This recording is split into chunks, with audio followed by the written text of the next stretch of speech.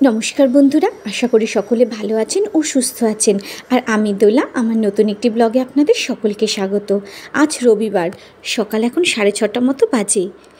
তো সকালবেলা ঘুম থেকে উঠেই ঘুমটা কাটানোর জন্য 1 কাপ চা, 2টো বিস্কুট খেয়ে নিয়েছি। তারপরে ভাবলাম ডাইনিংটাকে আজকে একটু ক্লিন করে নিই ভালো করে। তো প্রথমে ফ্যানটাকে একটু ঝাড়পোছ করে নিলাম। 2 দিন আগেই অবশ্য ফ্যানটাকে একটু ঝেড়ে নিয়েছিলাম, কিন্তু আবার দেখছি ধুলো পড়েছে। তো সেই জন্য আরেকবার ভালো করে ঝেড়ে নিয়ে মোটামুটি ঝাড়া এখন কমপ্লিট হয়ে গেছে। এরপরে অন্যান্য ফার্নিচারগুলো, টেবিল মেঝেগুলো ভালো করে পরিষ্কার করে নেব। আর রবিবার দিন যত তাড়াতাড়ি কাজ শুরু করি না কেন, কীভাবে যে দেরি হয়ে যায় বুঝতেই পারি না। তো দেখি আজকে তাড়াতাড়ি শেষ করতে পারি কি না কাজকর্ম। এখানে ফার্নিচারগুলো মোটামুটি কমপ্লিট হয়ে গেছে মোছামুছি করা।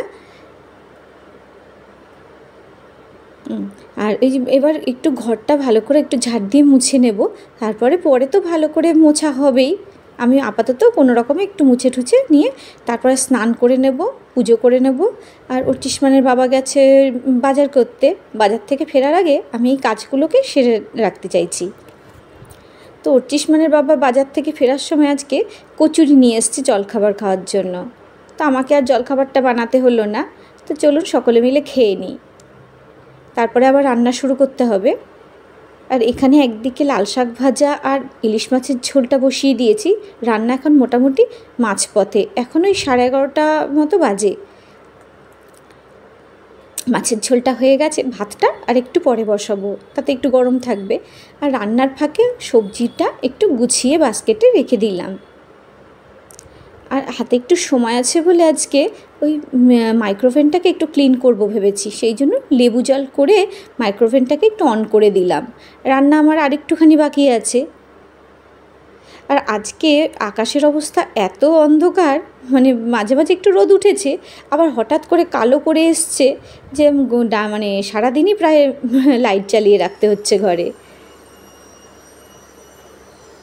এই যে আমার রান্নাটা প্রায় একদিকে কমপ্লিট হয়ে এসছে, ওইদিকে ভাতও বসিয়ে দিয়েছি।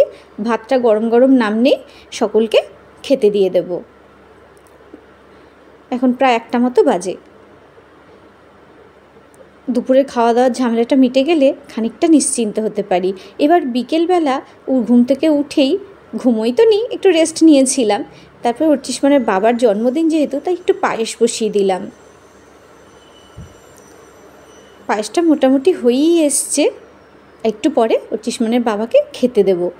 এখন তো চা খাচ্ছে। আর একটু রাতের জন্য একটু চিকেন নিয়ে এসেছিলো, চিকেনটাকে একটু কষা করব। আর ভেবেছিলাম একটু ফ্রাইড রাইস করব, কিন্তু অর্চিষ্মানের বাবা বলল অর্চিষ্মান যেহেতু মিক্সড রাইস খেতে খুব ভালোবাসে, সেই জন্য একটু দোকান থেকে নিয়ে আসবে। তো সেই জন্য আমাকে আর অন্য কিছু করতে হলো না, শুধু মাংসটাই করলাম। যাই গিয়ে অর্চিষ্মানের বাবাকেই পায়েসটা দিয়ে আসি খাওয়ার জন্য। আর যে রাত 10টা বাজে, অর্চিষ্মান তো এই মিক্সড রাইস খাবে বলে অপেক্ষা করছিল, আর আমাকে বারবার করে বলছিল যে খেতে দাও, মানে ওর ল্যাঙ্গুয়েজে আর কি বলছিল। তো শশাটা কেটে নিয়ে অর্চিষ্মানকে খেতে দিয়ে দিই। রাত 10টা বাজে এখন, ও খেতে বসুক, একটু পরে আমরাও খেয়ে নেব। তো মোটামুটি রাতের খাওয়া দাওয়া প্রায় কমপ্লিট হয়েই এসছে। আর এটা হলো সোমবার, অর্থাৎ পরের দিন সকালবেলা জলখাবারের জন্য বানাচ্ছি পেঁয়াজ, কুমড়ো আর আলু দিয়ে একটু চচ্চড়ি। প্রথমে চচ্চড়িটা একটু বসিয়ে দেব, তারপরে ময়দাটা মাখবো। এদিকে ময়দাটা মাখতে বসে গেছি। ময়দাটা মেখে একটু ঢাকা দিয়ে রেখে দেব।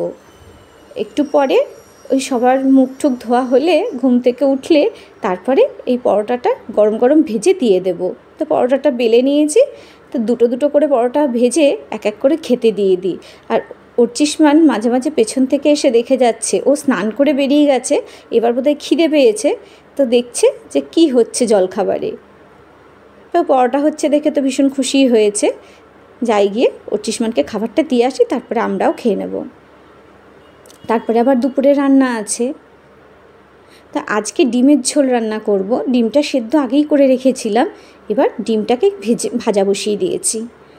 ডিমটা ভাজা হতে থাকুক, এর মধ্যে একটু পেঁয়াজ কুচিয়ে নেব।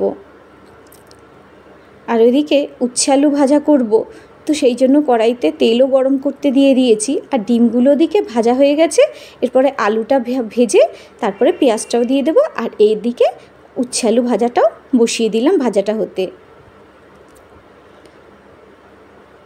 এদিকে ডিমের মশলাটা কষাচ্ছি আর এদিকে উচ্ছে আলু ভাজাটা করছি। আর আমার এই রান্না করতে করতে আজকে কেন জানি না 2 দিন ধরেই খুব ঘাড়ে ব্যথা করছে। তা আজকে যেন ব্যথাটা একটু বেশিই করছে। তো ভাবছি রান্নাটা হয়ে গেলে অর্চিষ্মানকে বলবো একটু ম্যাসাজ করে দিতে। ও যেমন পারে সেরকম যদি একটু করে দেয় তো একটু আরাম লাগবে। তো অবশেষে রান্না সেরে এসে ওকে একটু বললাম, তো মুডটা ভালো আছে দেখে দেখলাম দিচ্ছে, মানে মোটামুটি ভালোই দিচ্ছে, খানিকটা আরাম তো অবশ্যই পেয়েছি। আর এখানে আমি মানে খুব ঘাড়ে ব্যথা করছিল, শরীরটা ভালো লাগছিল না বলে তাই রাতে আর বিশেষ কিছু রান্না করতে ইচ্ছে করলো না। এই ডাল সেদ্ধ করব, একটু ভাজা করে নেব আর তার সাথে একটু ডিমের অমলেট করে নেব। তো আজকের ভিডিওটা এই পর্যন্তই। সবাই ভালো থাকবেন, সুস্থ থাকবেন, আর আমার ভিডিওটা একটা লাইক করে দেবেন আর সাবস্ক্রাইব করার অনুরোধ রইল। টাটা।